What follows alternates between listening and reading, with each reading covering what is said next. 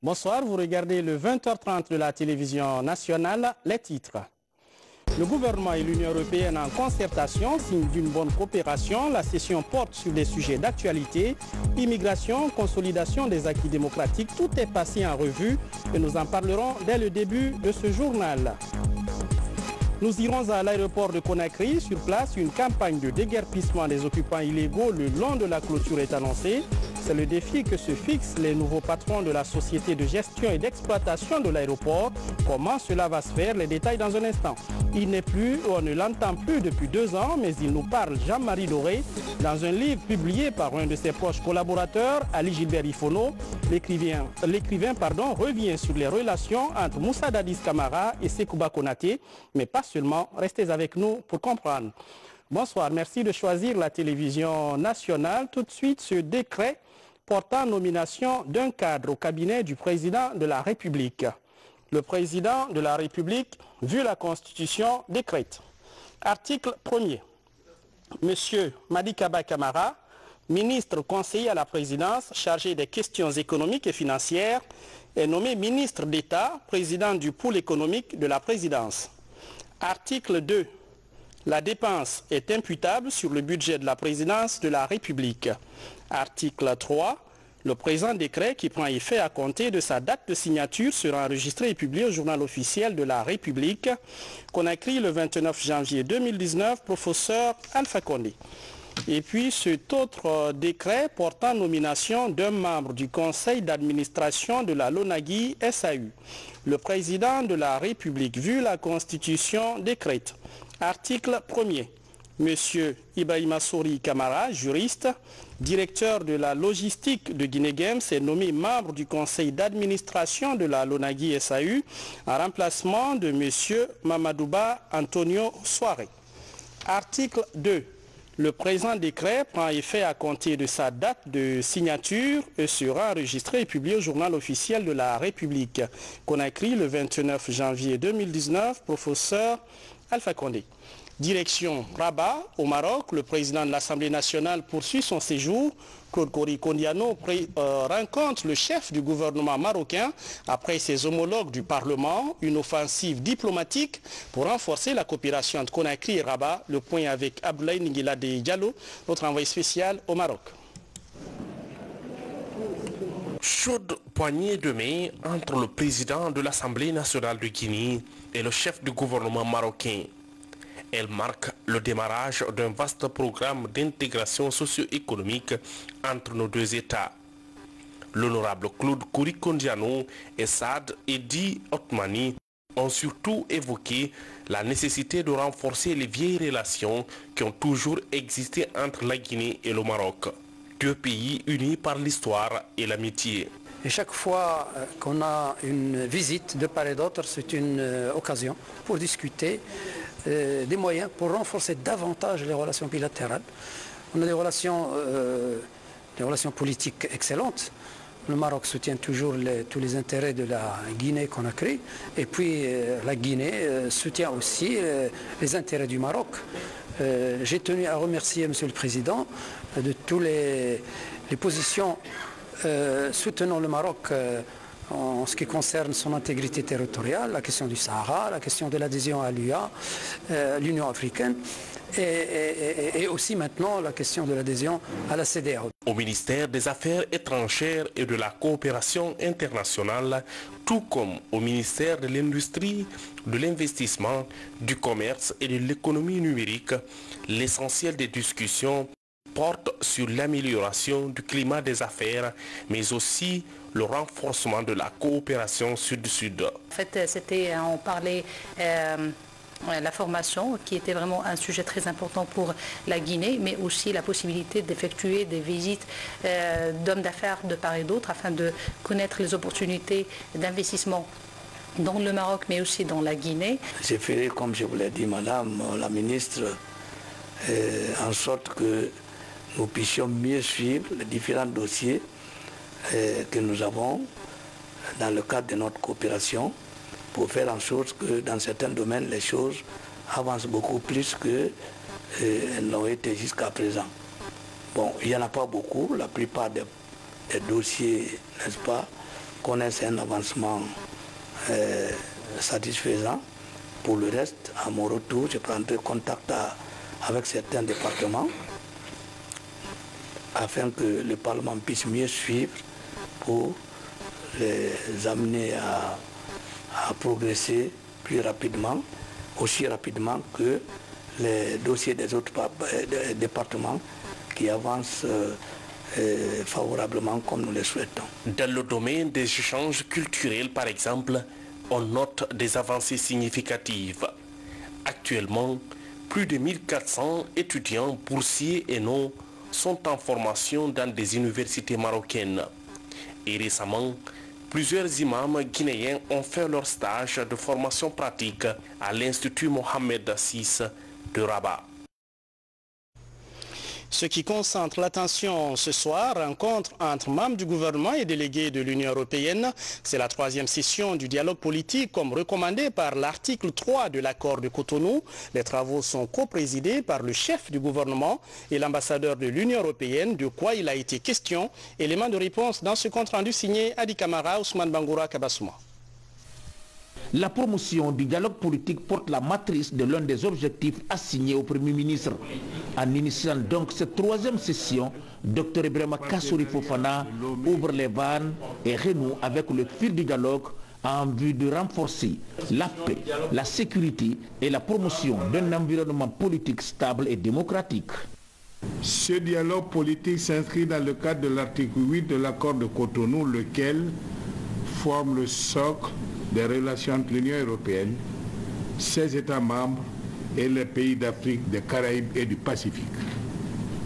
La tenue de cette session, la 3e du genre, traduit à la fois une tradition et surtout la vitalité de la coopération et la force des liens qui unissent la Guinée à l'Union européenne.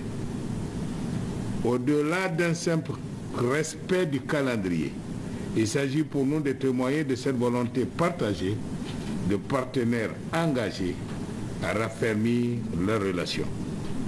C'est bien cette volonté commune qui fonde le dialogue politique au titre de l'article de l'accord de Cotonou. Un dialogue qui se veut direct, ouvert et sans embâche. Un dialogue structuré destiné à renforcer la compréhension mutuelle et à développer les bases du partenariat en fonction du choix des priorités qui répondent aux grands défis qui nous interpellent collectivement. Cette 3e session va se pencher sur le renforcement de la coopération entre la Guinée, l'Union européenne et ses États membres. Là-dessus, le Premier ministre Dr Ibrahima Kassory Fofana est revenu amplement sur les acquis de cette coopération tout en évoquant les projets à réaliser pour assurer le développement de la Guinée. Aujourd'hui, la Guinée est devenue éligible aux différents instruments de financement, notamment les programmes indicatifs nationaux du Fonds européen de développement, le programme indicatif régional pour l'Afrique de l'Ouest et le Fonds fiduciaire d'urgence dans le cadre de la migration. Les acquis à ce jour sont incontestablement nombreux. Nous sommes en droit de nous en réjouir. Cependant, la volonté partagée de consolider les acquis du partenariat que nous bâtissons année après année interpelle sur les besoins d'adaptation permanente pour mieux tenir compte des réalités, des évolutions et des priorités changeantes d'un environnement national, régional et international tout aussi changeant. Le représentant de l'Union européenne en Guinée a fait un bref aperçu sur le fonctionnement de l'institution, ses domaines d'intervention et les projets à financer dans les pays africains. Il y a certaines questions qui se posent, qui sont les préoccupations de la société européenne. L'immigration n'est certainement une.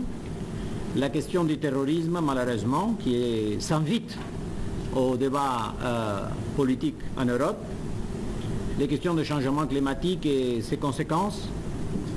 Et enfin, la question de l'emploi et le futur économique de l'Europe.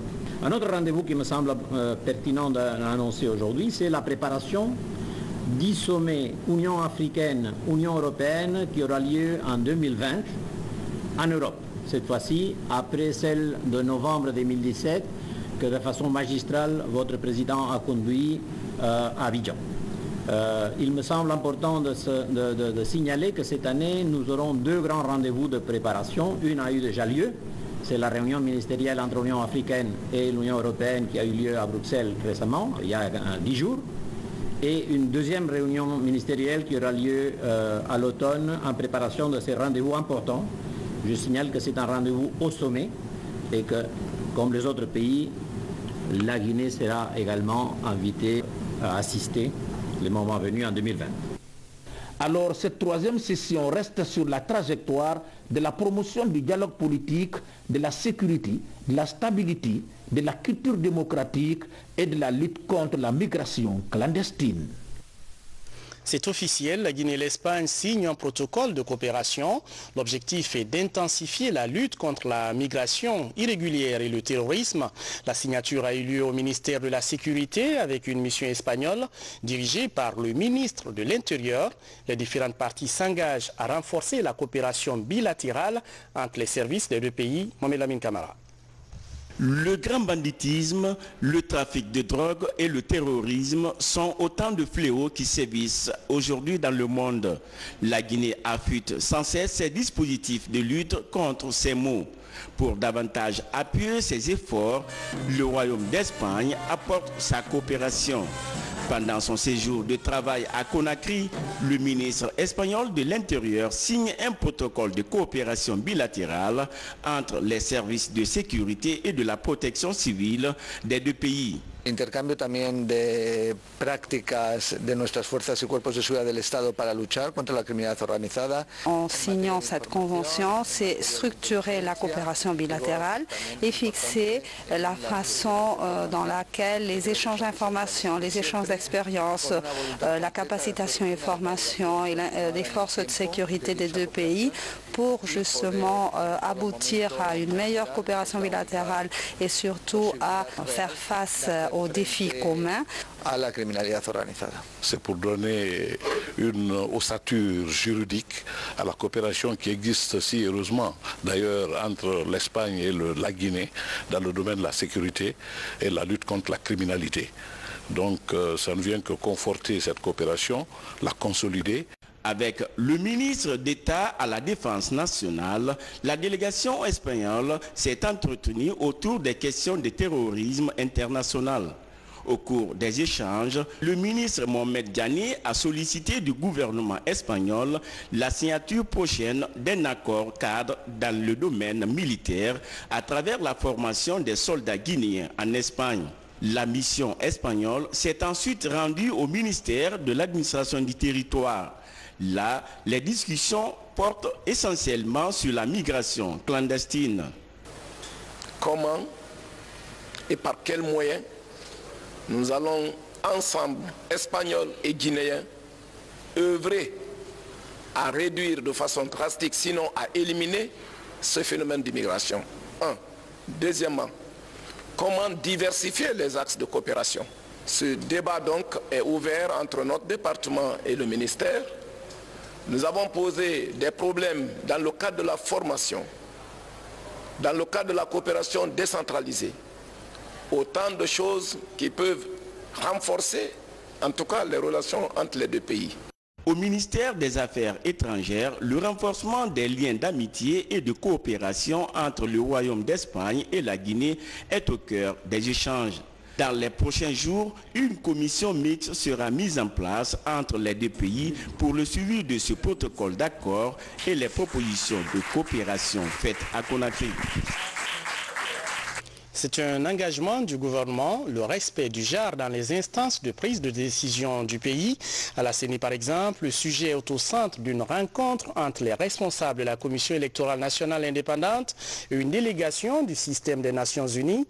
Les deux partenaires veulent faire le point sur la situation dans les départements et démembrements de la CENI, mais aussi au niveau des listes électorales des partis politiques. Le point avec Saïdou Diallo. À peine installée, la nouvelle CENI a vu une délégation du système des Nations Unies frapper à sa porte ce mercredi. La visite s'inscrit dans le cadre d'une évaluation de l'apport qu'apportent les partenaires à l'organe de gestion électorale. Dans les échanges, en plus du besoin de formation pour la nouvelle équipe, la question du genre a été primordiale. Le non-respect par les partis politiques de la loi sur l'application du quota alloué aux femmes qui est fixé à 30% a été également abordé. Nous avons discuté de la possibilité de renforcer les équipes de la Commission, soit au niveau national, soit au niveau local en matière de formation. Bridge, vous la connaissez très bien, cette formation qui concerne les opérations électorales, avec un focus sur le genre et sur la participation des femmes et comment rendre le processus plus accessible aux femmes et sensible au genre. Les partenaires ont exprimé la volonté de voir des initiatives qui visent à mieux impliquer cette couche sur toute la chaîne électorale. Des projets d'appui pour la matérialisation de l'équité, tant au niveau de la formation que de la représentativité, figurent en bonne place dans l'agenda de ces partenaires. C'est courant depuis quelques semaines, délestage de courant électrique et d'eau dans les foyers de Conakry. La desserte est perturbée dans la capitale et la situation est prise au sérieux par le ministre de l'Énergie et de l'Hydraulique. Il s'est rendu sur le chantier énergétique de Yimbaya Taneri et les stations d'eau de Kobaya et Kakimbo en banlieue de Conakry pour comprendre ce qui coince et tenter d'apporter des solutions urgentes à ces perturbations. Les explications avec Nabi Kamara. Première étape de cette tournée du ministre de l'Énergie et de l'Hydraulique, Yimbaya Taneri. Ici, une centrale thermique de 50 MW est en construction. Le projet est financé par le gouvernement guinéen pour combler le déficit d'énergie électrique à Conakry. Une telle centrale n'existe pas encore en Afrique de l'Ouest. Non seulement la nuisance due au bruit est résolue, la nuisance due à la pollution aux fruits est résolue par rapport aux populations environnementales parce que la tour d'échappement va être à une hauteur de près de 35 mètres et le point de dégagement sera vers l'océan Atlantique, ce qui sécurise davantage ces populations. Donc le souci principal du président de la République est résolu. Après Yimbaya Taneri, Dr Cheikh Talibi Silla s'est rendu à Kobaya. C'est une station d'eau de 12 forages. La production journalière est de 8000 mètres cubes d'eau. Cette station alimente les zones basses de Lambanyi, les réservoirs de Yimbaya et les quartiers en hauteur de la capitale. La visite du terrain du ministre de l'Énergie et de l'Hydraulique a pris fin à Kakimbo. Conçue pour renforcer la production de Yesoulou, cette station d'eau potable ne tourne plus à plein temps. Malgré le nombre de forages qui a augmenté, la production reste donc statique. Ça, c'est dû au fait très certainement de l'attaque des activités anthropiques de nos populations sur le couvert végétal, sur l'écosystème de Kakimbo. On doit se déployer pour pouvoir sauver ce qui se trouve ici. Même la source d'eau de Kakimbo n'existe plus. Ce constat, c'est pour demander à la SEC de faire des efforts de recouvrement afin d'avoir des moyens qu'il faut pour acheter le carburant, pour alimenter ces groupes, afin qu'ils puissent fonctionner pour donner de l'eau aux populations. La ville de Conakry enregistre ces derniers temps des perturbations en eau potable. Après cette visite, le ministre compte apporter des solutions appropriées à la situation des désagréments. Je vous le disais en titre, on va s'arrêter à l'aéroport de Conakry. La clôture est envahie par des marchands et cambistes. Un chantier de magasin est aussi en construction par des inconnus qui sont leurs complices. On ne les connaît pas, du moins pour l'instant, mais ils sont recherchés par les nouvelles autorités de la société de gestion et d'exploitation de l'aéroport tout comme ceux qui se cachent derrière ce projet. Sur place, on annonce l'application des normes de sûreté internationale. Comment cette campagne va concrètement se dérouler? Élément de réponse dans ce reportage de Valérie Talimanet. On les croise le long de la clôture de l'aéroport de Conakry, l'une des vitrines du pays. Ici, des vendeurs de tout genre sont installés ça et là, sans aucune autorisation des autorités, pendant que le pays reste exposé à des sanctions internationales.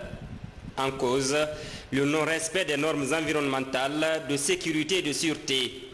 Outre les vendeurs à la sauvette, un chantier est ouvert sur le dos du mur de l'aéroport par des personnes encore non identifiées. Une fois que la chaîne de sûreté est compromise, la fréquentation de tel aéroport devient des zones à risque. Les compagnies vont se mettre en réserve. Donc on a tout intérêt de dégager entièrement l'ensemble des obstacles et on doit y afficher des panneaux de sûreté qui vont indiquer interdiction formelle, domaine de sûreté. Donc ce qui va nous permettre réellement de conserver la chaîne de sûreté. Ce qui est là, c'est désolant, c'est surprenant de venir constater ces constructions qui sont adossées à la clôture. D'une part, ils bloquent les évacuations des eaux et ensuite, ils constituent une échelle qui permet de faciliter le passage de la zone publique vers la zone réservée. C'est un danger. On était dans une situation qui ne favorisait pas l'application des normes de sûreté. On a vu que le gouvernement a pris des décisions pour dégager l'emprise aéroportuaire. Malheureusement, on a constaté qu'ils sont en train de construire des kiosques qui est contraire aux normes, qui, en faisant les remblais, en faisant des kiosques,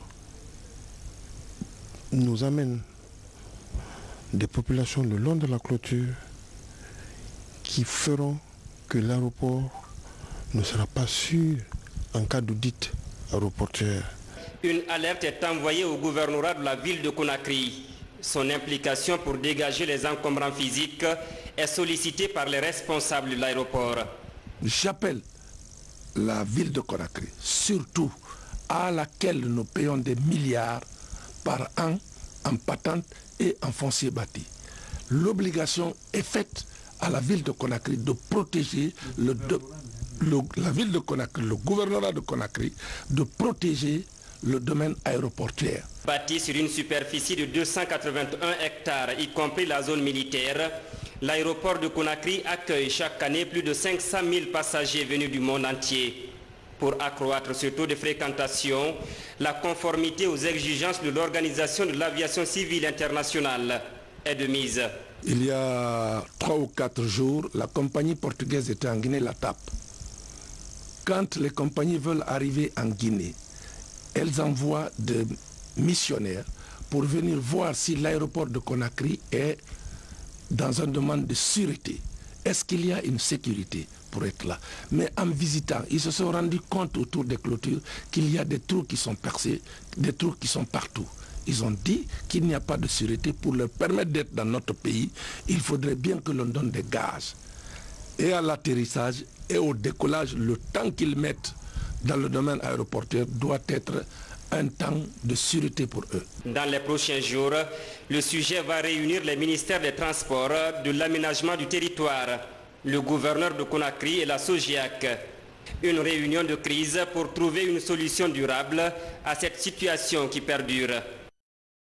Et puis ce communiqué de presse. Dans le cadre de la poursuite de la réforme du secteur de la sécurité, sous la haute autorité de M. le Président de la République, chef des armées, le ministre d'État chargé des affaires présidentielles, ministre de la Défense nationale, porte à la connaissance du peuple de Guinée que son département procédera au courant de l'année 2019 à un recrutement national à l'intention des jeunes gens d'un certain niveau désireux de servir sous le drapeau.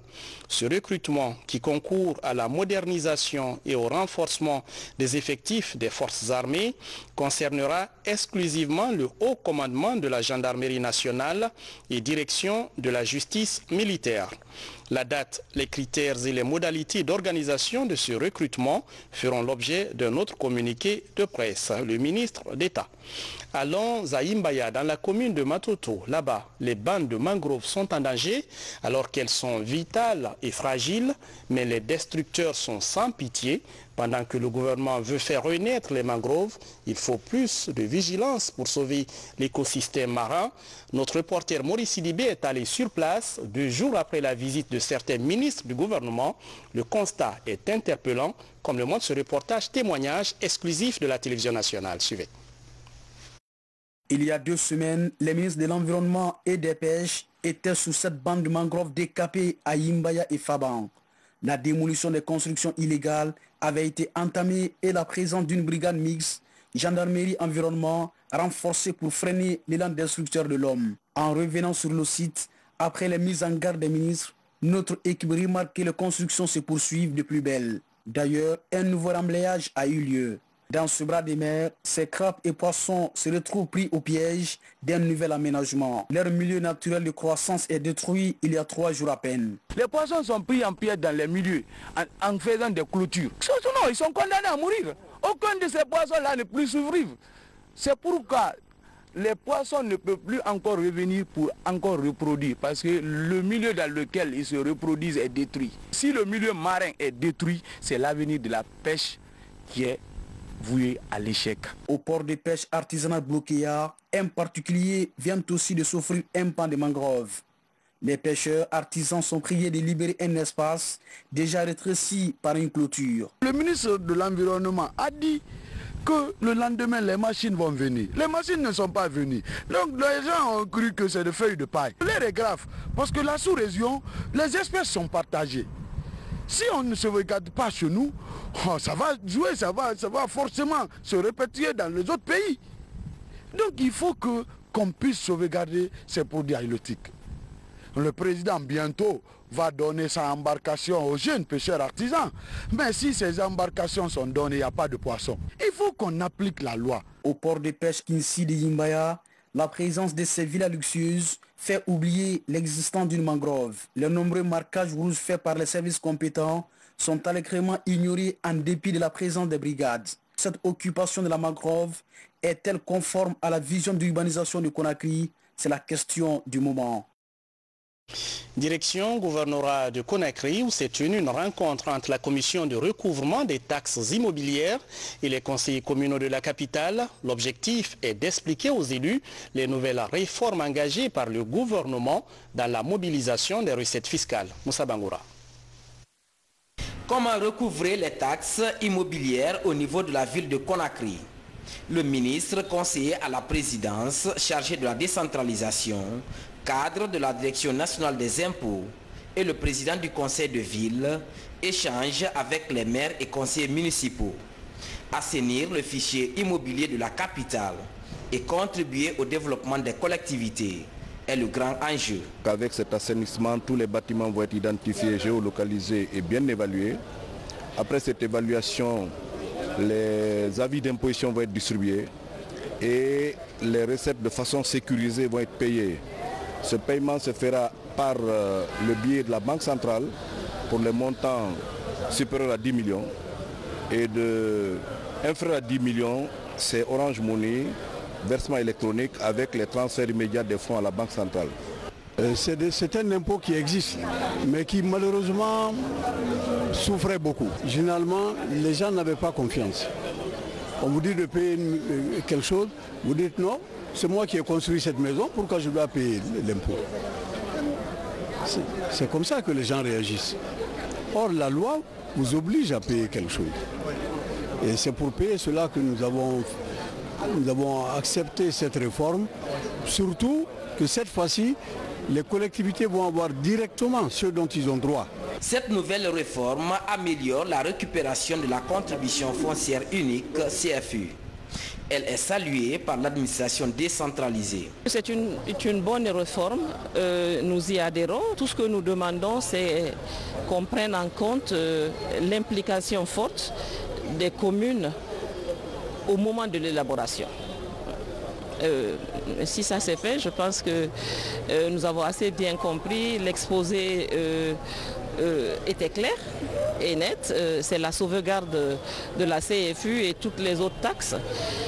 Mais ce qu'on demande, c'est que pour bien rendre, il faut être impliqué. C'est une très belle réforme, mais nous, à notre côté, au niveau des collectivités, tout le problème se situe aujourd'hui au niveau de la rétrocession. Quelle garantie le gouvernement peut accorder, peut donner aux communes pour que effectivement l'argent qui sera récolté pour le compte des communes arrive à temps et au bon moment dans les comptes de ces collectivités. Parce que nous voyons aujourd'hui dans pas mal de régies de l'État, je parle des impôts, je parle d'autres régies, où la rétrocession pose beaucoup de problèmes. Les opérations d'immatriculation des bâtiments ont commencé dans les communes de Kaloum, Dixine et Matam. Après le recensement, le contrôle de l'opération sera numérisé pour limiter les déperditions des fonds collectés. Je vous amène à l'Abbé, à l'intérieur du pays. Là-bas, et vous allez le voir, la campagne d'insémination artificielle bovine est officiellement lancée. C'est la deuxième phase de cette initiative présidentielle et l'opération commence par la préparation sanitaire des vaches. C'est une étape importante du processus. Sur place, nos envoyés spéciaux Tcherno Maroufba, Mohamed Pati Kamara. Les images sont commentées par Tcherno Ousmane Diallo. L'Abbé attend l'arrivée de cette équipe avec anxiété. Heureusement, sur les 25 vaches prélevées il y a plus de 14 jours, aucun cas de brucellose n'est signalé.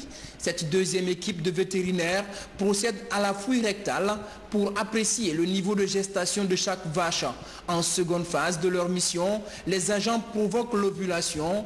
Durant 8 jours, l'animal est en chaleur, l'étape cruciale avant l'insémination. On fait tout ça avant l'insémination pour préparer les vaches, pour qu'il y ait une rentrée des vaches en chaleur en même temps et pour pouvoir regrouper les mises bas. Parce que s'il y a un regroupage des mises bas, on peut bien faire le suivi des mises bas et le suivi des veaux qui vont naître. Vraiment, moi je suis très satisfait. Nous pensons que ça va réussir. Hein. Nous remercions aussi le président de la République qui a initié ce programme-là. Je pense que ça va aider beaucoup, ça va contribuer au développement du pays, puisque le développement d'un pays, ça commence d'abord par l'élevage, après l'agriculture. L'insémination artificielle se passe sous le regard attentif des éleveurs. Ils reçoivent des conseils de la délégation du ministère de l'élevage. Au-delà de cette pose des spirales, divers vaccins sont injectés aux vaches, en plus des déparasitants et remontants. Nous avons vu un constat, c'est que le temps qui s'est écoulé entre l'identification des animaux ou alors l'identification des éleveurs et le temps de passage de cette équipe de pose des spirales, il s'est passé quand même quelques insuffisances dues au système d'élevage. Les animaux étant en divagation, le problème alimentaire se posant, il y a eu certaines femelles qui sont déjà en gestation, qui sont déjà gestantes, ce qui fait que certaines femelles identifiées préalablement n'ont pas pu être examinées, touchées cette fois-ci par rapport à la pose des spirales. À l'Abbé, sur un total prévu de 25 vaches, seules 14 sont qualifiées techniquement à supporter l'insémination artificielle. Pour être dans le temps requis du programme d'insémination, l'équipe poursuit son minutieux travail tard dans la soirée. La pose du dispositif médical spiral est très délicate. Il en sera ainsi pendant 15 jours pour ces vétérinaires attendus dans d'autres préfectures pilotes du pays. Et puis, réaction des citoyens de Conakry sur la conférence de presse de la ministre de l'Agriculture. Elle est revenue sur les grands enjeux du développement rural pour augmenter la production locale et relancer les filières d'exportation, des sujets d'intérêt national que les populations suivent de près. Que pense-t-elle de toutes ces questions abordées lors de cette conférence de presse? Écoutons certains citoyens que notre reporter Fodé Camara a rencontrés à Conakry. J'ai suivi une très bonne communication dans la mesure où on sait que le développement de tout un pays passe par l'agriculture. J'ai vu une dame qui est déjà, c'est une habituée de la situation. Je l'ai suivie par rapport à des réformes qu'elle est en train de mener dans ce secteur. Je crois que c'est des réformes encourageantes, surtout l'investissement dans les plaines de Monchon, j'ai vu les images à la télé. Et puis il faut féliciter aussi le chef de l'État qui accompagne le secteur de la culture parce que la sécurité d'un pays, c'est surtout la sécurité alimentaire. Dans ce cadre-là, il y a eu beaucoup d'avancées. Nous avons constaté, parce qu'il y avait un certain nombre de situations sur lesquelles nous ne sommes pas du tout informés, mais le passage du ministre de l'Agriculture nous a permis de comprendre réellement ce que l'État est en train de faire de ce côté au niveau du secteur agricole. Les défis à relever à ce niveau, il faut vraiment penser à la commercialisation. Elle a été très rassurante et très brève dans ses analyses concernant notre agriculture qui en constitue un secteur prioritaire dans le développement économique de la nation. C'est une femme qui aime relever des défis. Les défis concernant l'agriculture actuelle, je crois qu'elle est en mesure de les relever. Surtout que c'est dans les objectifs de notre président de la République, faire avancer l'agriculture. Il y a des fruits ici, mais vraiment de bonne qualité. Mais vraiment c'est cher. Nous, le pauvre, on ne peut pas acheter ça. Vraiment, si le président peut nous aider, vraiment de faire le prix de l'alimentaire en Guinée ici, vraiment, ça sera bon pour nous. Tout n'est pas rose, mais ce qui est sûr, l'État a fourni des efforts pour améliorer les conditions du secteur rural. Ils ont fait ce qu'ils ont pu faire et je pense qu'il faut qu'ils continuent dans le sens de l'amélioration du secteur rural. Vous la connaissez, notre émission à bâton rompu. Pour le numéro de ce soir, le débat a porté sur les contraintes de la mécanisation de l'agriculture guinéenne. Les invités parlent des acquis de la nouvelle politique agricole de la Troisième République. Nous vous proposons un extrait. Avant 2010, un hectare était labouré par les privés à 800 000, 1 million. Le président de la République a demandé à ce qu'on laboure un hectare à 300 000 francs. Dans les 300 000, vous avez le gasoil. Dans les 300 000, vous avez le prix du conducteur. Dans les 300 000, vous avez les pièces détachées. La question fondamentale, le riz est vraiment l'aliment de base des Guinéens. Oui. Mais pourquoi, avec toutes ces productions, on continue à importer du riz? Bon, c'est une question récurrente. Elle revient souvent. Mais le grand dilemme du riz, c'est que les statistiques montrent que la production augmente, elles montrent que la consommation de riz augmente, que les importations augmentent. Mais vous savez, le ministère de l'Agriculture n'est pas le seul acteur de la production de riz. Mais si Jean de Koba, Aminacé, Monchon, Aminacé, s'ils travaillent là-bas, toute la Guinée va manger ça. J'ajoute que vous suivrez l'intégralité de cette émission à 21 h à la radio nationale et à 21 h 30 sur la télévision nationale. Il nous a quittés il y a 2 ans, jour pour jour, 2 belles années qu'on ne l'entend plus. Mais ce soir, il nous parle dans un livre, comme l'a voulu un de ses proches collaborateurs. Ali Gilbert Ifono retrace une partie du parcours de cet homme d'État. Vous vous rappelez évidemment de Jean-Marie Doré, animateur de la vie politique de son vivant et combattant de la liberté, selon les propres mots de son compagnon de lutte, Alpha Condé. L'ouvrage publié par l'écrivain Ali Gilbert Ifono transcrit des prises de parole de cet ancien Premier ministre sur des sujets d'intérêt national, comme le bras de fer entre pouvoir et opposition, le drame de la plage de Taouia ou encore les relations entre Moussa Dadis Camara et Sekouba Konaté. Bernard Tonguino et Lansana Bissiri Bangoura ont suivi pour nous la dédicace de l'ouvrage. Devant l'auditoire, Ali Gilbert Ifono expose sur le contenu de son nouvel ouvrage et surtout ses motivations à transcrire une partie des nombreuses interviews et déclarations de l'ancien Premier ministre de la Transition, Jean-Marie Doré. Dans le public venu assister à cette dédicace, la veuve de Jean-Marie Doré, des écrivains, des politiques et autres admirateurs. Je ne voulais pas qu'on oublie ce monsieur dans ce pays. Il a beaucoup fait et il laisse la classe politique orpheline. Mais comme c'est un monsieur qui n'aimait pas beaucoup écrire, il préférait l'art oratoire. Comme je l'ai dit tantôt, il a parfaitement réussi dans cet art. Donc, laisser ces paroles comme ça, ne pas les fixer, c'est juste 1 an, 2 ans, après on va oublier Jean-Marie Doré. Aujourd'hui, avec ce livre, non seulement en Guinée, qui rentre dans l'histoire, mais partout dans le monde, jusqu'à la bibliothèque du Congrès, parce que c'est la plus grande bibliothèque du monde. Ce livre est déjà là-bas.